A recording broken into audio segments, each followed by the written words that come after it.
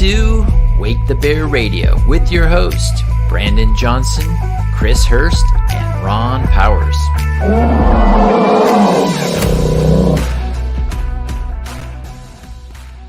Oh, I hear the bear. Yep. Oh, I love that shirt. Look at that shirt. Yeah, it's my Patel Patriot shirt. Like it too. I wore it today with pride. Trumpo. Absolutely. How are things going? Crazy week ahead. Crazy week last week too. A lot of good stuff going on. A lot of craziness going on out there. Oh, isn't it? I think the bear's coming out of hibernation. You know, today's the first day of spring, I think. It is definitely the spring equinox. Wow, that's right. It's either today or tomorrow. But yeah, I think the bear's coming out of hibernation. Yes. The bear is waking up. That bear is California, and we are helping wake up California just by spreading truth. One of this show was we were going to call it questioning the narrative, and then we thought, you know what? How about waking up California, waking the bear? So that's really what we're about, is getting people to use their God-given brains to actually not just believe what they're being fed on the media. That I don't like to say that the media is the enemy of the people, but it certainly is distorting people's understanding of what's really going on.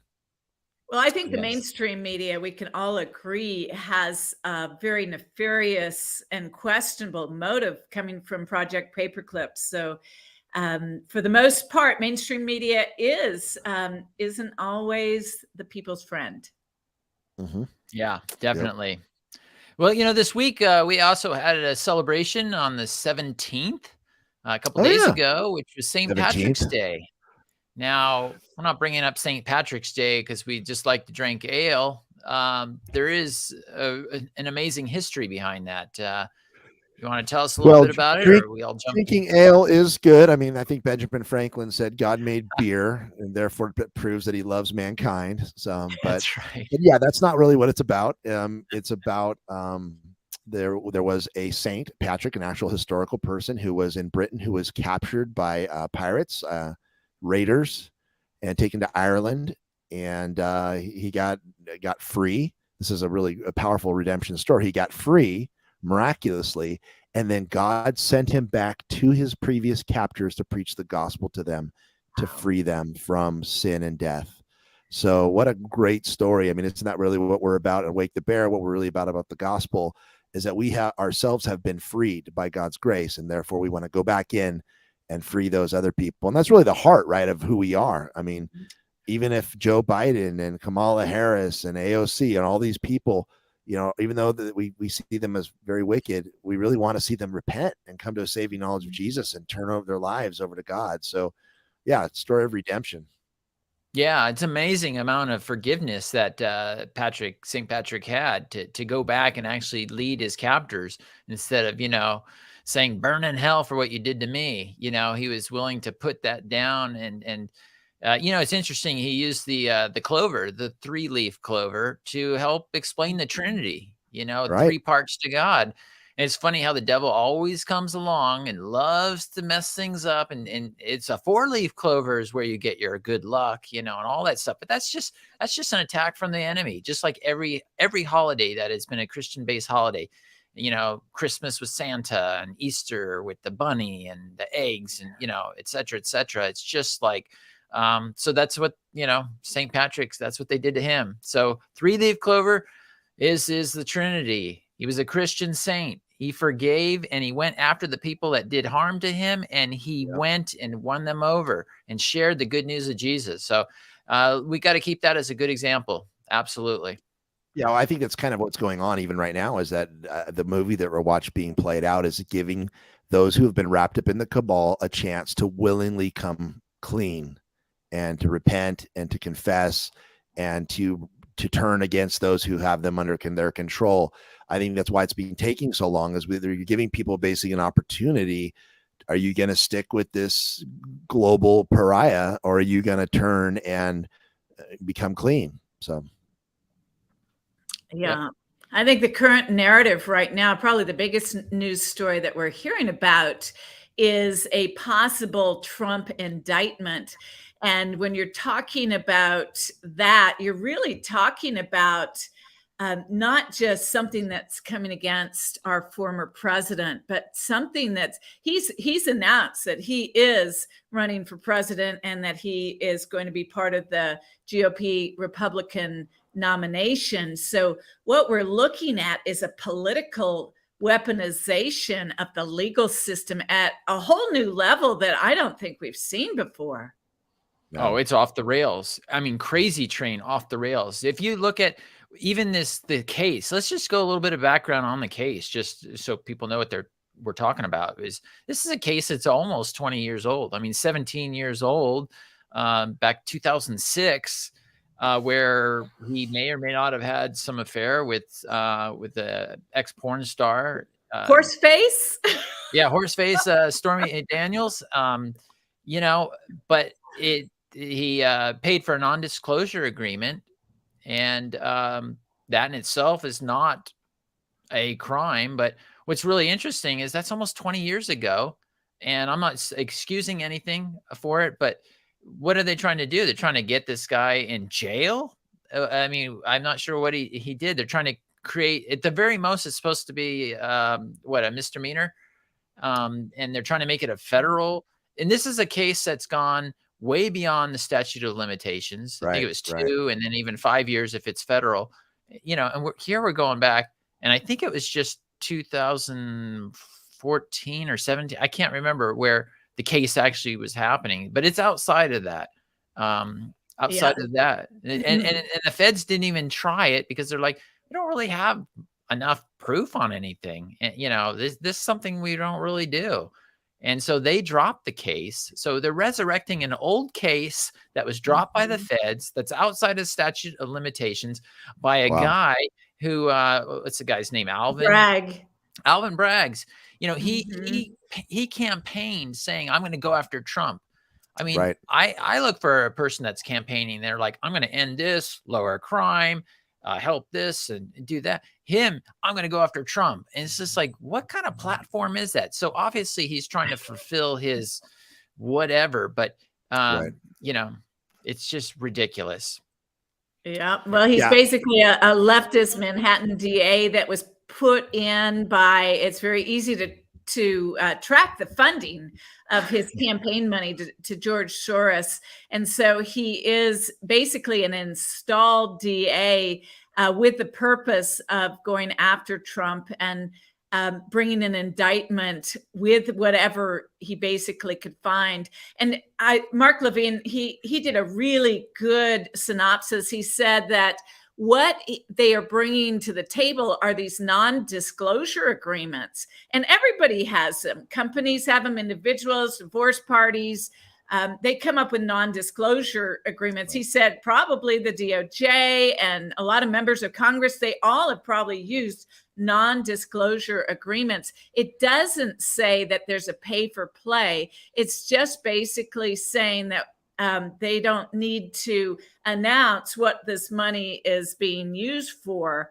And so what we see is this, it's really putting this non-disclosure agreement as though there's something wrong with it. And it's not illegal. It's just a form of doing business. He didn't pay for any, he didn't pay Stormy Daniels off of campaign money. And so it's not a federal crime. And this DA, he's a local DA and he's trying to dig. And basically he's creating, I think, a lawless situation instead of bringing, it's all about lawfare. It's entangling Trump into another situation that is going to distract people from what he wants to do, which is make America great again. Well, and it's just the inference. I mean, if you just infer that somebody did this, I mean, there's companies and people that will pay people off even if they didn't do what they said they did. They just, you know what, I don't have time to fight this. It's gonna come out, and therefore, they have enough rudimentary facts to be able to misconstrue or to make it look bad. So I'm just gonna pay the person off as long as they find, and that happens a lot. Even if the person didn't even do anything wrong. So, 20 years ago, I'm of the opinion that Trump probably made some really horrible mistakes and was not 100% a saint. And but I'm also okay with seeing how he has acted as he has been in office over these many years. And more than that, even more than just how he's acted in office, but with his policies. I mean, he's been the most pro-church, pro-Christian president since Reagan, even though he's not traditionally a Christian. I mean, he's a Cyrus, not Apostle Paul. So, it's just a way to run him through the mud. And I really think it's actually a way for them to basically control the news cycle for the next year before the elections. They're just going to keep running fake stuff. I mean, think how long that investigation went with the Russian and Mueller investigation, and all of those investigations went for a year, and the pundits just talked about them. That's all they talked about. And what are they not talking about? The provable, wicked, traitorous things that the Biden administration have been doing. $1 million that it was awarded to the Biden family from China. I mean, all of this stuff is coming out. It's just don't look over here, look over here, please. Yeah, and Alvin Bragg, he basically he has his track record is he has let over 90% of felons, he's downgraded them so that they didn't have to do jail time. So meanwhile, Manhattan is in total chaos and disarray, and the crime is going up, and so this unprecedented. It's that whole Trump derangement syndrome coming all the way back around again. Yeah, definitely. I'm thinking about it because it was really odd. Even when President Trump had mentioned this potential arrest coming on Tuesday, I'm like, was he really reacting to the social media and to the mainstream media that were hinting about this? I mean, he kind of came out there and did it. I'm just wondering if, being a 4 and 5D chess player he is, do you think maybe he's putting him, he's kind of, I don't know, leading them in a direction like, hey, yeah, you either have to crap or get off the pot. You better make your move now. And so he's forcing their hand. So they're either going to have to back off completely, or they're going to have to do something prematurely, and they're not quite ready because they wanted to string it out. And it's going to look really hard to string it out saying, well, we're not quite ready. We're not quite, and everyone's just going to be like, oh, you're stringing this out. So he may be proactively, this is my opinion. I haven't heard this anywhere, but that's kind of what I interpret it as. He is pushing them. Yeah. Cause you look at his demeanor at the wrestling, the wrestling tournament that he went to, huge stadium, and everybody, he looked really relaxed. He took picture with the guy who won. The guy who won this wrestling match, he came up to him. It wasn't like a WWF. It looked like a legit one, and well, you know what I mean? And I mean, that guy came up to him and saying, this is a dream come true. You're my president. It was awesome to see the crowd. And that was just this weekend. He looked really relaxed. He didn't look stressed like, oh, I might be, so I'm not sure what's happening. It's interesting. What if you're right? I'm going to take that theory just a little further. What if he knew that they were going to pull this? He somehow got information that in 6 months they're going to pull this out. He made them pull it out early, and he asked people to protest now, whether it would because they believed he was going to say, "Get out there and protest," right? And then they were going to have all their assets ready to pull another J6, but like 6 months from now, not right now. Yeah. So he pulled the trigger early, killed their thunder, their fire, and their assets aren't ready to start doing another J6 yet. I didn't even think about that. Yeah, it could be. And that if anybody that does a protest now, they're going to be looking for infiltrators. You're not going to have some Ray Epps guy with some, bullhorn saying, yeah, let's do it. They're going to shut them down saying, yeah, you're a Ray Epps type, So I think even if they don't have assets in, or they get them in last second, and they're not fully prepared, I think a lot of people will have their eyes open saying, hey, let's do this. You can't get in trouble being on the sidewalk, and it'll be a little more careful, but very interesting. Yeah, we were comparing J6 when Trump gave his speech, and then he said, okay, now everyone go down, but go peacefully down to the Capitol, and let's let people know how you feel. And we know that there was going to be a rally down there. That was communicated the day of J6. And I know that you both have been watching the Truth Social posts. What Trump has been posting, first of all, I noticed that everything is in all caps in the last couple of days. So it's like, oh, he's shouting something right now. That's the digital shout. And what he said on Sunday night, he truthed, it's time. We're a nation in steep decline, being led into World War III by a crooked politician who doesn't even know he's alive, but who's surrounded by evil and sinister people who, based on their actions of defunding the police, destroying our military, opening borders, no voter ID, inflation, raising taxes, and much, much more, they only hate what is now a failing USA. And then he said, they're killing our nation. We cannot sit back and watch. We must save America. Protest, protest, protest 3 times. So it's such a different message than what he gave on January 6th.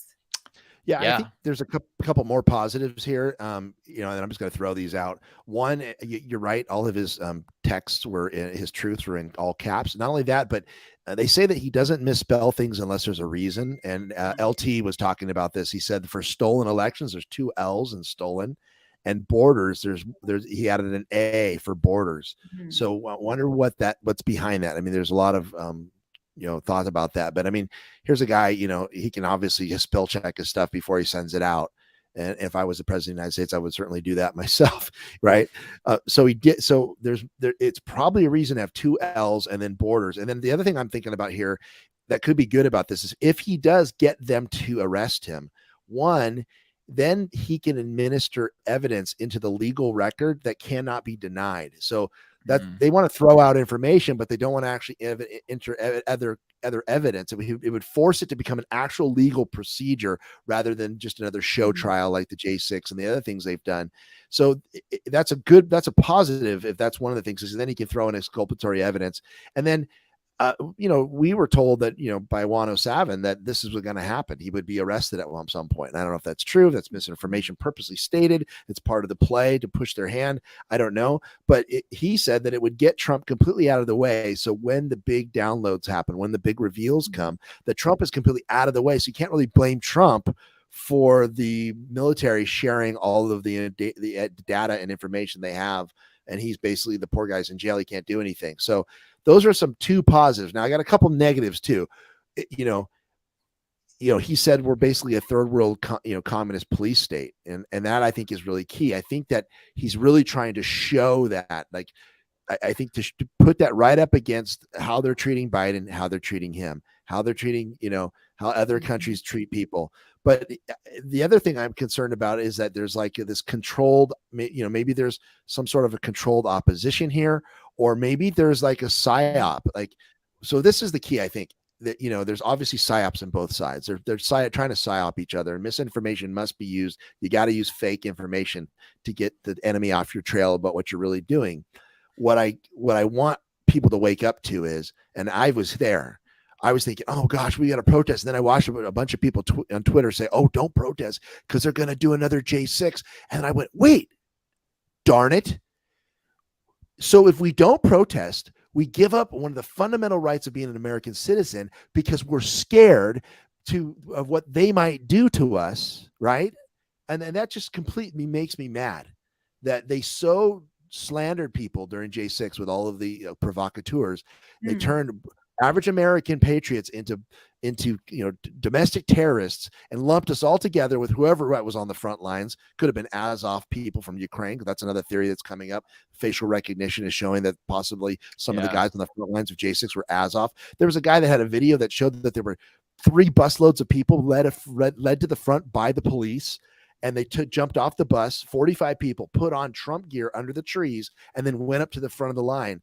And now we're starting to get the video that shows people back and forth going, hey, don't break windows. Trump supporters don't break windows. Hey, cops, why don't you stop these guys? They can't be with us. We don't do that. And so the people in the front were confused, the actual Trump supporters, because they're like, we're not violent, obnoxious people, right? So anyways, there's theories both sides. That's kind of what I've been thinking about. Speaking of all that video footage, where's Tucker? I mean, I thought we had, Kevin McCarthy said, hey, we're going to release 40,000 hours. And then Tucker Carlson was like the flavor of the week. Last week and the week before? I haven't heard boo from him. Well, Dinesh D'Souza had an opinion about that. He really thinks that Tucker was put in time out by his boss, and so we know Rupert Murdoch. Yes, Rupert probably had a few things. We remember what Schumer said on the Senate floor the day that the J6 first footage that Tucker showed came out. There was a really kind of an intimidating pushing his weight around. Schumer was saying, Murdoch, you need to shut this thing down, and Tucker needs to stop saying what he's saying. So that just felt like a weaponization right there of a political arm of the government telling the private sector what they should and should not do in their news reporting. Yeah, I think some people are saying that Tucker's going to get fired. I mean, he's basically one of the last, he and like two other, some of Hannity still a little bit truth tellers on Fox. He's like one of the strongest truth tellers. Now, it's interesting. He's actually appearing on these social media sites with other podcasters like ourselves, young podcasters who are pointing out, he's pointing out that he has come to the conclusion that the media is actually part of the apparatus of control that the government is using. And so he actually states this. I want to play this video. They asked him a question. They said, Tucker, what's one thing you regret over the years of being a media pundit? And he said, supporting the Iraq war. He says, and listen to what he says. This is a fantastic. Turn on the sound there. My whole life in the media. My dad was in the media. Like, that is a big part of the revelation that's changed my life, is the media are part of the control apparatus. Like, there's no, I know. Cause you're younger and smarter and you're like, yeah. But what if you're me and you spent your whole life in that world, and to look around and all of a sudden you're like, oh, wow. Not only are they part of the problem, but I spent most of my life being part of the problem, defending the Iraq war. Like, I actually did that. Can you imagine if you did that? Well, what do you think? What is one of your biggest regrets in your career? Oh, defending the Iraq war. That is it? Well, I've had a million regrets, not being more skeptical, calling people names when I should have listened to what they were saying. Look, when someone makes a claim, there's only one question that's important at the very beginning, which is the claim true or not? So I say, you committed murder, or you rigged the last election.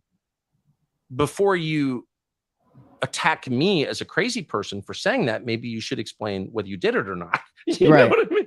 Yeah. And for too long, I participated in the culture where I was like, anyone who thinks outside these pre-prescribed lanes is crazy, is a conspiracy theorist. And I just really regret that. I'm ashamed that I did that. And partly it was age, partly it was the world that I grew up in. So when you look at me and you're like, yeah, of course they're part of the means of control, I'm like, that's obvious to you because you're 28, but I just didn't see it at all. And I'm ashamed of that. Isn't that what the media tries to do, though? It's their only purpose. Right. They're not here to inform you. Really? Even on the big things that really matter, like the economy and war and COVID and like things that really matter that will affect you. No, their job is not to inform you. They are working for the small group of people who actually run the world. They're their servants. They're their Praetorian Guard. And we should treat them with maximum contempt because they have earned it. Wow. Wow. That is that's an amazing admission, by somebody that would know. A lot of people say, oh, I don't believe this. Well, this guy should know more than anybody else. He is a mouthpiece, a huge mouthpiece. And if he says that they're not telling the truth, we ought to pay attention to it. Wow. Because he puts his own job on the risk for saying that. It's easy to lie with everyone, but to stand up and say, I'm a part of something that is not really always legit, that's a risk. And I tend to believe people that are willing to risk their own career. Yeah. You got another one? Yeah. This is another one. These are two fire podcasts. I need to put these little clips up. Listen to what he says about how he was going to interview Putin, and the NSA spied on him and shut down the meeting. They don't want anybody talking to Putin. Drinking warm water before bed fixes tooth and gum. Always gets me. Got me last week. I'm not hiding anything. but I was definitely hiding my plan to go interview Putin just because it's an interview. So how did that happen? Business. How do you know the NSA broke into your signal? Because they admitted it. Really? Oh yeah. Like, can you tell us about how did you find out? I got a call from somebody in Washington who would know, just trust me, so I went up there for another reason, but this person said, you know, are you going to come to Washington anytime soon? This was a year and a half ago. And I was like, yeah, actually I'm going to be up in a week. Meet me Sunday morning. So weird. Like, who does that? Just text me. You know what I mean? Just text me. No. So I go and this person's like, and this is someone who would know. Are you planning a trip to go see Putin? This was the summer before the war started. And I was like, how would you know that? I haven't told anybody. I mean, anybody, not my brother, not my wife, nobody. And just because, you know, it's one of a million things you're working on. But that was one of them. I want to go interview. Why wouldn't I want to interview Putin? Of course. I want to interview Xi. I want to interview everybody, right? Yeah. That's kind of my job. We want to get Kim Jong-un on here one day. Of course. We met him. You did? Yep. Oh, we got to talk about that after. But super interesting. But anyway. Holy shit. How would you know that? Because NSA pulled your text with this other person you were texting. How did you know that? And so I was intimidated. I'm embarrassed to admit, but I was completely freaked out by it. I called a U.S. senator who I know not that well, but it seems like a trustworthy person. And I told him the story. I said, I just want to tell you this. And then I went on TV on Monday and I'm like, this happened. And so they had, you know, in Congress asked NSA, and NSA is like, yes, we did this, but for good reason. What would be a good reason to read my, what? But the head of NSA, it's fine. It gets, because everyone's in on it. Republicans and Democrats are all in on it. Wow. And by it, I mean the assumption there's no privacy whatsoever, that they have a right to know everything you're saying and thinking. That shit's scary. And that's just not a right as far as I'm concerned. You have no, by the way, if you have no privacy, you have no freedom.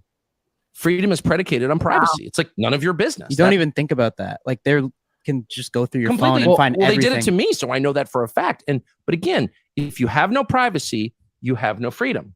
Yeah. How about this? It's none of your business. If that's not a good enough answer, then you are a slave. I'm not hiding anything. Wow. Can you believe that? Yeah. We need to pray for protection over this man, because he get the Republicans and the Democrats are in on it. That's what he said. And he's learned that. And then he was going to release more of the 42,000 hours of video of J6. And he hasn't released it. Why? Yeah, and that intimidation, that is so insidious. I mean, we have seen so many people mysteriously die. So when he said, I'm kind of embarrassed that I got intimidated, these guys, they don't mess around. And I mean, we laugh a little bit about being Clinton'd or Arkansas'd, but the reality is there are countless numbers of people who have ended up dead, and their deaths are not being investigated. There aren't any charges being brought. Remember a month ago that Arkansas police, they ruled a suicide to that Clinton aide. He was found hanging from a tree with a shotgun blast to his chest, and there were no weapons. I mean, it was an impossible suicide, and they ruled it a suicide. I mean, those things happen every day. So I do not look down on Tucker if he's feeling a little intimidated by, and he might be closed mouthed. My guess is if he chooses to exit, he's going to be very strategic, and he's going to spill some beans on his way out. Yeah. If he has a family, I mean, it wouldn't take much to control somebody. You say, hey, I noticed your young daughter, your young son goes to this school. That's all they have to say. And all of a sudden be petrified. Yeah. Well, I mean, the good news is that there are good people on the inside, even the FBI and the other three-letter agencies, whistleblowers that are coming out, and they're saying, listen, the upper echelon of the FBI has become a weaponized apparatchik of the Biden administration. That basically is a full-time apparatus of a communist government. Apparatchik, that's what that term means.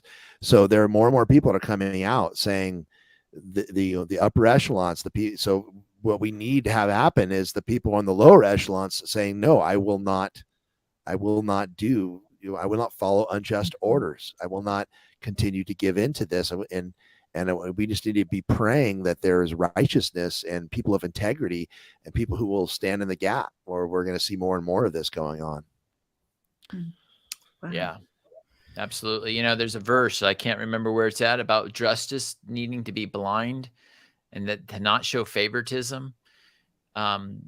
You know, and we have a two-tiered justice system here. I mean, here, you know, the Arkansas police officer that gets killed, right, and hung and shot with a shotgun, and you can't find the gun, and nobody investigates it, and they rule it, or not a real investigation. You know, there's different justice. You look at how President Trump's being treated with a potential arrest on something that happened 17 years ago, which isn't really anything anyway, as far as legally. And yet they're going after him. And yet Biden, you know, we have the Hunter Biden laptop issue, which a lot of stuff. I mean, there's like 400 questionable things that can be illegal, they're saying. You know, a lot of it's with sex with kids, but also a lot of it is classified documents that he should not be privy to, and he was, to all these deals where the money's flowing in from other countries, from Ukraine and China, and they mention, you know, 10% to the big guy and all that. And it's like, why isn't that? So yeah, there is definitely the blindfold is not on Lady Justice at all with the scales. You know, she's got that blindfold up and she's looking and doing favoritism, you know, and it's just it violates scripture. You know, I think the Constitution and many of the laws that we had were always based on scripture. I think Blackstone would have to do research, I think, the first 150 years before a law could fully be manifested in a country. They would try to find, you know, a justification through scripture to make it sound. Wow. You know, so yeah. To make it rooted in the word, make it rooted in truth, basically. Yeah, definitely. Yeah, and this thing with the Hunter Biden laptop, it's not about coke use and hookers and pedophilia. It's about a Chinese Communist party that has purchased the #1 person in the United States, you know, our government. And now that he's in the Oval Office, what sort of compromise is there? Is he, you know, who is he working for? Is he working for America's #1 enemy? Or is he working for us, which it doesn't appear to be? And so even the things on the laptop, those are distractors against what is really the question that's going on. Is Joe Biden compromised? Yeah. I think that's the biggest important thing. It's how is the leaders of our country being compromised by our enemies, the CCP? It's a big leverage game, and that's what we know about the Epstein Island. It was a combination of Mossad, the Five Eyes, and of a way to compromise leaders of almost every country in the world, especially America. So yeah. And, you know, it's really concerning about it being China, you know, being sold out to China. It's not like a little Polynesian island or some, you know, Iceland or something. I mean, this is the largest people group mass, you know, they're huge and they've got a lot of power. And what did Xi Jinping, what is he doing right now? He is actually meeting with Vladimir Putin for 3 days. I think either today or tomorrow, for 3 days, to show support. I mean, this is huge. The Soviet Union, if you look at even the landmass, it's like a big chunk of the world with China. It's huge. And these two are getting together. And, you know, we're looking to create war with Russia, and China's coming along saying, we're going to back you up. In fact, I've got something just to show the war dogs that we have. I've got some footage of Lindsey Graham, Republican, with No Name, or John McCain.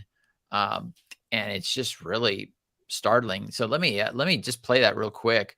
There we go.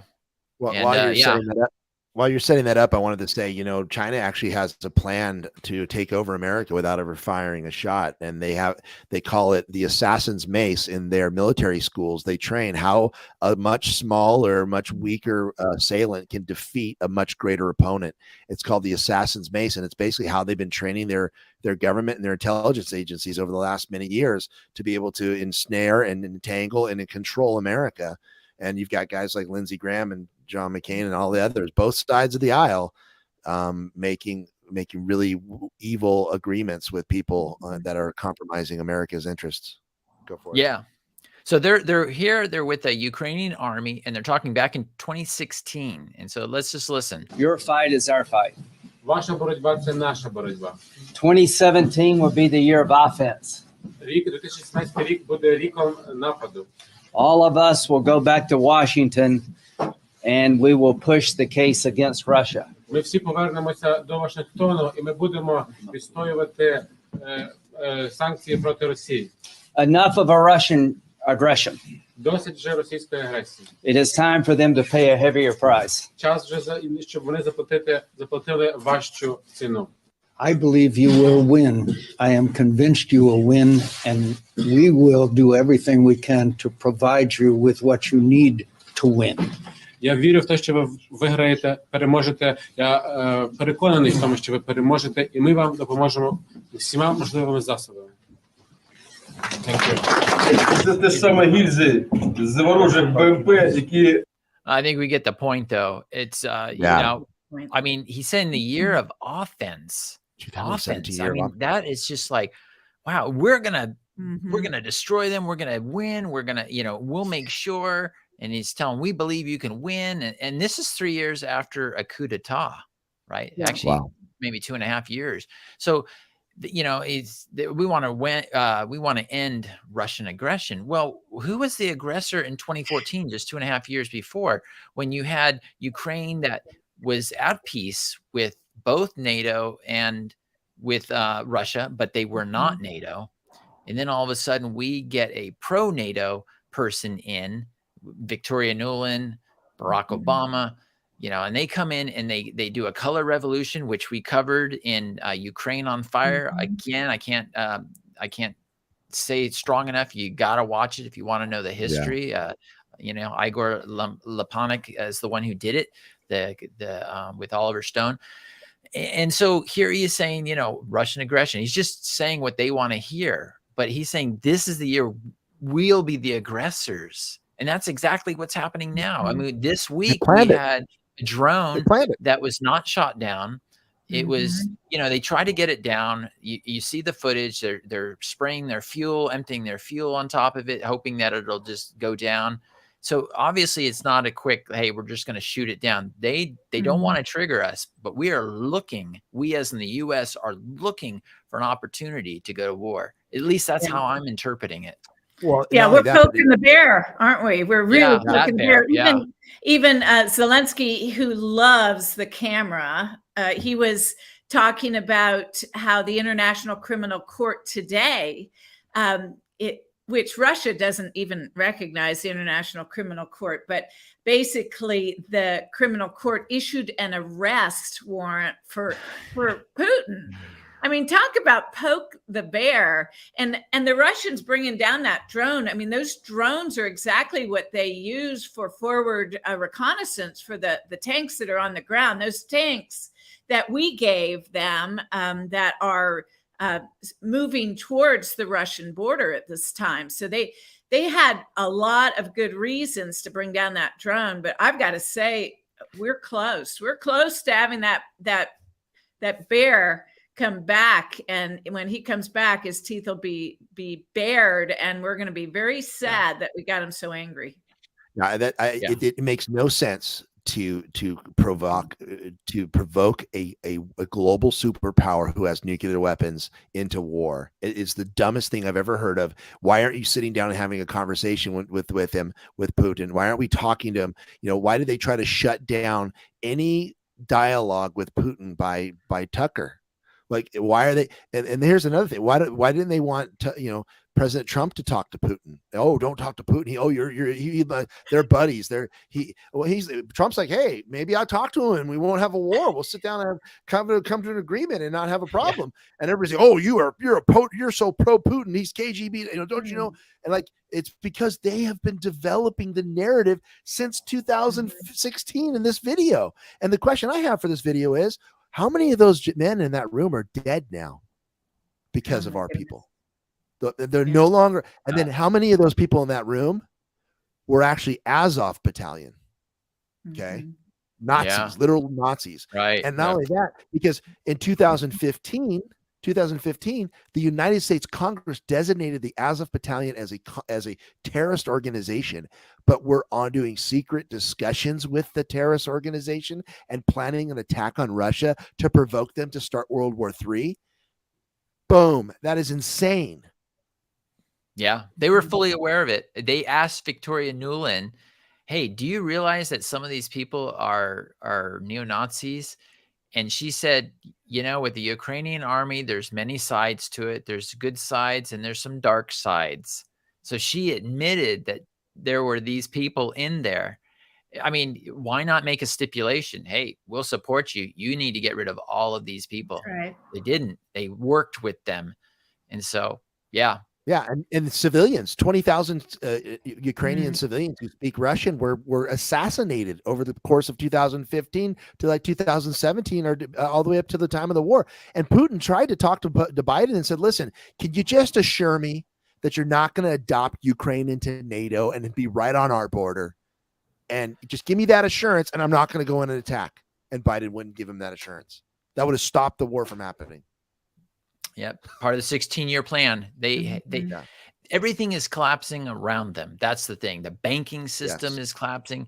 People are just absolutely disgusted with these people. They're unqualified. I mean, you look at the people that are running the director of health, doesn't look like an icon of good health. I mean, besides being a tranny, it's like overweight and just, you got Pete with the transportation, right? Buttigieg. What's he known for? He's not known for anything about the transportation. He doesn't even show up to Ohio, and the list goes 3 weeks on. later. He's too busy nursing his child. How does however Trump, that works? Former president, beat him to Ohio with a major transportation, one of the largest, most dangerous transportation errors in American history. Yeah. And the former president gets there before the director of transportation does. That is completely insane. Maybe Pete was busy riding his bike from Washington over to, over to Ohio. And we know we've seen that whole videotape where, he's, I'm going to ride my bike to work. And, you see him at the back of a SUV pulling his bike out, and then of course the train of SUVs, to follow him. Yeah, they're just it's almost like they are being so stupid for a reason. Like it's like they're like we're watching them self-destruct purposely. Like they're allowing them, or I don't know what's going on. But like even this, now we're moving into another subject, like with Twitter now. We're now on Twitter drop number 19. This 19. One's about the COVID-19 lie machine, and it's not even. They said Elon Musk and others said, listen, this isn't even the Fauci files. This is just the flat out lies that have been going on. So let me give you this one, and please give us some time because we're having to go through thousands of emails. When the Fauci files come out, it's going to be like explosive, but this is itself explosive. I mean, what's going on here, Chris? You got Twitter files number 19, the lie machine at Stanford, and this thing called the Virality Project. Oh my goodness. Yeah. Matt Taibbi, remember he's the one who wrote for Rolling Stones magazine. So he said in his tweets that I am not pro-Trump. And then he rolled out basically number 19, which is talking about the suppression of the narrative of COVID. And basically, this virality project came about. Biden came into office in January. By February, just a few weeks later, this virality project came out of Stanford, and it basically wanted to work with the government to launch across the industry a way to monitor COVID-related content on social media. And so Stanford, the Virality Project, they contacted first Twitter, and later it was Google and YouTube, Facebook, Instagram, and TikTok, and even Pinterest. But they said, we have a method which you can easily review content with this method. So it was a way of sending their material so it could be monitored and they could pull out information from that material. And they said it's important to find these wrong narratives because they are hurting our nation. So it basically was an acceleration of digital censorship. And Twitter agreed to join in, thinking, well, I'm not going to say what I thought they think, but it was an anti-vax disinformation campaign. And they used everything that didn't go with the narrative as being called disinformation. And so even true stories, they said, if it's a true story, the VP, which is the Virility Project, they said, if it's a true story, but it fuels vaccination hesitancy, it should be censored because it's misinformation and it's harming people, and that people really, they're not able to make good decisions when there are difficult other secondary informations being released. And this included real testimonies about side effects that they called disinformation. And so they were describing campaigns against vaccine passports as disinformation, and fear of mandatory immunizations as disinformation, and any sort of mention that it wasn't with the narrative, that they would come in and give them a rapid method to screen their platforms. And so this Virility Project was used through many different social media platforms. So, yeah, it took a FOIA, Freedom of Information Act, to get a lot of these conversations found. I mean, they found conversations that they were talking about the lab leak. They were talking about people getting COVID after they had their shot, and the strength of natural immunity. These were all things being discussed behind the scenes that would not be publicized. And so it showed that they were withholding truth. These were legit like conversations that should have been out in the open for the rest of the people. We want to know about those things. But yeah, and people who just may not have even liked Anthony Fauci, they said that the problem is that that these people can't handle the truth, and if they are getting people to agree that maybe Fauci isn't telling them the truth, it will be detrimental for the nation, because then there'll be too much hesitancy. And as they began to roll this out, soon afterwards, that's when this whole what was that project with the government came out, that was the anti-information government, the anti-information agency that was rolled out very, very close to the same, the Disinformation Governance Board. Disinformation, yeah. That's right. It was rolled out right after that.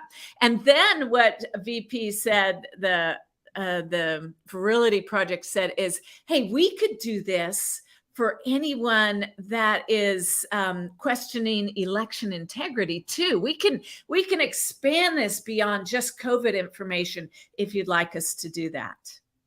Wow. Talk about a centralized ministry of truth. They're trying to fill in right there. I mean, get their foot in the door and be the ministry of truth. Wow. What a position to make yourself become.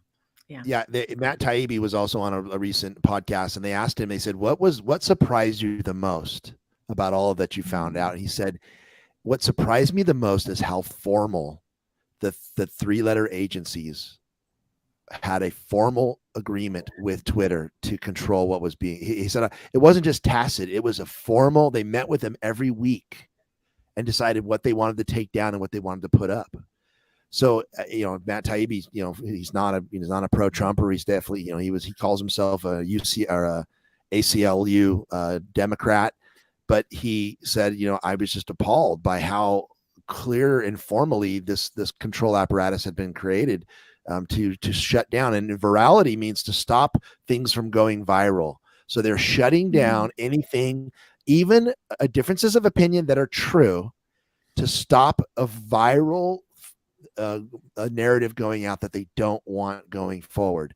That is the heart of what we're dealing with. That is the apparatus of control that is going on in our country right now, and it is scary. And and basically it gets to number 44, and he says, to recap, America's information mission went from counterterrorism abroad to stopping foreign interference from reaching domestic audience to 80% of domestic content, much of it true. So 80% of the content, most of it was true, and it was mostly domestic content that they were stopping and going for. So Americans having debate and discussion and lively interaction around ideas was being shut down, and the Disinformation Governance Board is out, but truth policing is not. So check that out. And this is so funny. These guys over at Hodge Twins these guys are funny. It's pretty much what happened was some woke ex-CIA people read George Orwell and thought, wow, that's a great idea. Let's do that in the U.S. Oh, man. Yeah. Let's do wow. that. I have going back just to what's going on. We've talked about the distractions that the deep state is trying to keep us from noticing Xi Jinping and Putin, and even having our eyes on the war in Ukraine, and having our eyes on what is this Biden-China relationship. I'm wondering if this is kind of an informal. They're going to be watching to see what Americans do when Trump gets indicted, just to see, have we reached that precipice, and do we have enough people who have awakened yet so that we could take back our nation peacefully in a way that says, we're not going to take it anymore. You guys need to get out of here. So I'm just wondering if this is some sort of informal, like a thermostat or a thermometer that the nation is going to be on display to see who is going to be responding to Trump's indictment.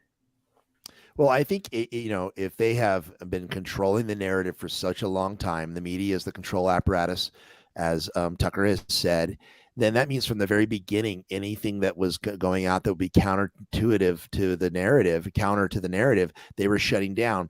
So this one, I don't know why none of us saw this video before, but here is Anthony Fauci and Mayor Bowser of DC going around door to door trying to convince Black Americans that they should take the shot. This guy lets them have it. Are not settled with the information that's been given to us right now. So I'm not going to be lining up taking a shot or a vaccination for something that wasn't clear in the first place. And then you all create a shot in miraculous time. It takes years to create vaccination. Well, it used to take years. Okay, it used to. You know how many years were invested in this approach? About 20 years of science to get us to be able to do it. 20 years is not enough. And 9 months is definitely not enough for nobody to be taking no vaccination that you all came up with. The only reason I'm talking to you right now, as close as we are, is that I've been vaccinated. Right. But if it allows thousands of people like you don't get vaccinated, you're going to let this virus continue to percolate in this country and in this world. Something like the common flu then, right? And it's much more serious than the flu. Well, the flu kills a lot of people annually too. You know how many people died of the flu the last year? I mean, not this year, virtually none, but the previous year, about 20 to 30,000. You know how many people have died from COVID-19 in the United States? 600,000 Americans. Well, the number that you all given that died, that's once again, that's you all's number. You gonna pass? Yeah, definitely. All Because when you start talking about paying people to get vaccinated, when you start talking about incentivizing things to get people vaccinated, there's something else going on with that. Something else going on. It is something going on. Smart man. Right. But I'm glad millions of people like me and most everybody here didn't get an incentive. You know what their incentive was? Protecting their health and protecting the city. But I won't keep you anymore. It's okay, because my incentive, y'all campaign is about fear. It's about inciting fear in people. You all attack people with fear. That's what this pandemic is. It's a fear. It's fear, this pandemic. That's all it is. Wow, preach it, brother. He's got to take an aspirin. Did not see that video going viral for some reason. Yeah. Because maybe the Virality Project stopped it. But average Americans, Black Americans saying, hey, I'm not doing this and my family's not doing this and we don't trust you. And you guys created this shot in 9 months. Oh, well, we put 20 years in it. Well, I thought it's a novel coronavirus. How did you create? How can you been working on it for 20 years if it just showed up all of a sudden out of nowhere in a lab, or not in a lab, in a wet market? I mean, he didn't say all that, but I'm just thinking, the guy's calling him out, and then she's trying to guilt him. Oh, well, all of us here, we've all taken it, and you haven't. And you know why? Because we care about other people, and you're going to keep it spreading. Wait, hold on a second. I thought you said it doesn't stop spread. Well, it doesn't. But I thought you said it doesn't actually stop you from getting it. Well, it doesn't. And there's actually another clip of a woman right down the next house they go to. She says that. She says, "I heard it doesn't stop it. I heard it." And they're like, well, yeah. And it just complete. And then that guy calls him out and says, common flu, right? Yeah, kind of like the common flu. Well, no, way worse. Well, virtually nobody died of flu. Wait, hold on.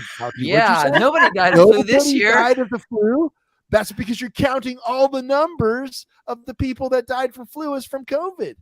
I mean, brilliant. Yeah. That guy was brilliant. I want to know that guy's name and give him an award. That was awesome. Yes. He thought on his feet. He had a camera in front of him. And I mean, Fauci can be he knows his stuff. So he could be very in your face, but and then the lady with him said, you're letting this thing percolate.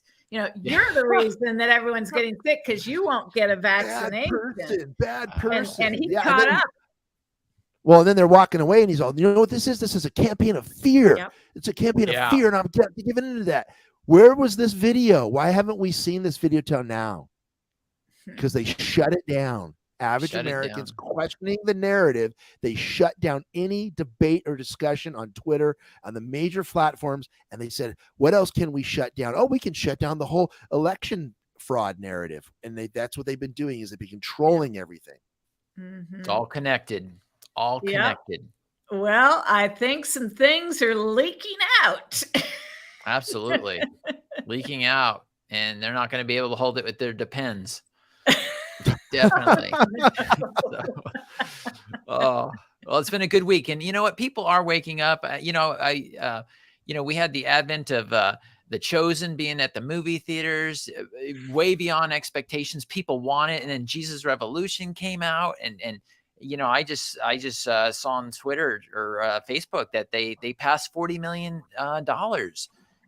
So way beyond expectations. It's because people are hungry for the truth and they want to see this. And, it's still playing at our theater. In the past, Movies of Faith lasted maybe 2 days, 1 week at the most. It's been out for 3 weeks now. Still there. I saw it on the big billboard as one of the other movies next to Ant-Man and all that stuff. So I'm like, wow. Yeah. And then they were talking about that movie Come Out in Jesus' Name, which I have not seen yet. I'm waiting for it to get in our area.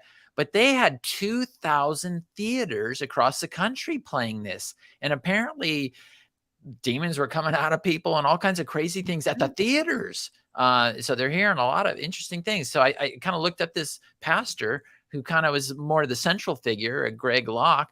And I started listening to some of those interviews he had with some co-people in that movie. And they were part of the Reawakening tour with Clay Clark and stuff. So patriots are hearing this. They're being exposed to the supernatural. And I mean, the exorcisms or people just, demons leaving people and stuff. It's all on tape. You could see their eyes change, you know, and you know, but this stuff, I mean, how does 2,000 theaters? I would have never thought that could happen, you know, No. me of so little faith. And so there is a change. People are waking up. People are hungry for it. And so I'm really encouraged, you know, though times may look dark, the light is getting lighter. I mean, there is an advance I've never seen before at the theater. So it's encouraging.